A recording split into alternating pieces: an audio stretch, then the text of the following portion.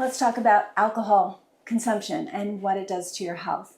So research has shown that one drink per day can decrease your lifespan by 2.5 months. And many people have a drink at the end of their day, a glass of wine, thinking they're doing something healthy for themselves. It turns out that's not the case. So Dr. Stockwell, he's from the Canadian Institute for Substance Use Research, was one of the recent researchers coming out with this data. And basically, no amount of alcohol consumption is safe, nor does any amount improve your health. Now, I have definitely heard most of the things you've heard, the French paradox, why the French have decreased risk of heart disease even though they drink daily. And there are certain areas of the world where alcohol is a regular part of somebody's diet, even in the blue zones, you know, some of the most long-lived people. But I feel, based on this research, that it's all the other wonderful things they do in their diet, very healthy food, extreme amounts of exercise, very, very calm. They have a very strong social network, etc., etc., etc. It's not that it's the alcohol that's extending their life. It's the alcohol is not impacting their life as much as it would other people who are not doing everything else correctly.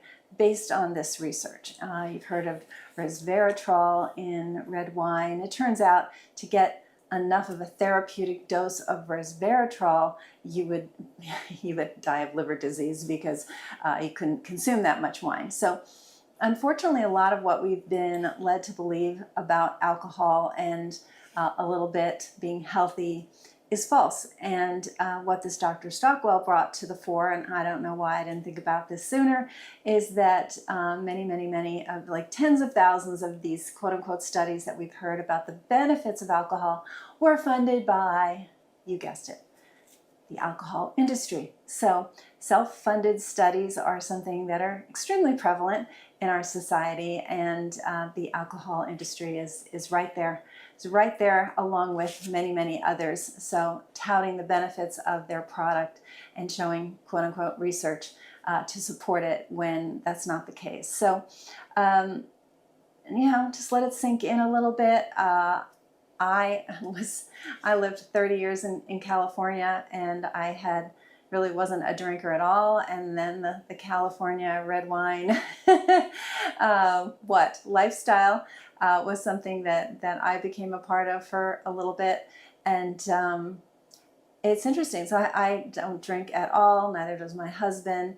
But I stopped because basically my genetics does not support alcohol as being something good for me. I don't detoxify very well, but it turns out it's really no one's friend. So put it in the category of sugar, nobody's friend. So that's not to say, at your child's wedding or it's your birthday, on very rare occasions, of course, it's not going to create enough of an impact. But if you are somebody who's ingesting alcohol regularly, you want to really take note of this and decide how you want to approach it. So there are many ways. If you feel like you're a bit addicted, there are many ways we can help you in that regard, naturally, to kind of get you past that and through that little juncture in life. But I did want to present this information because I've been hearing more and more about it. So I hadn't really done a video on it, so I wanted to share that with you.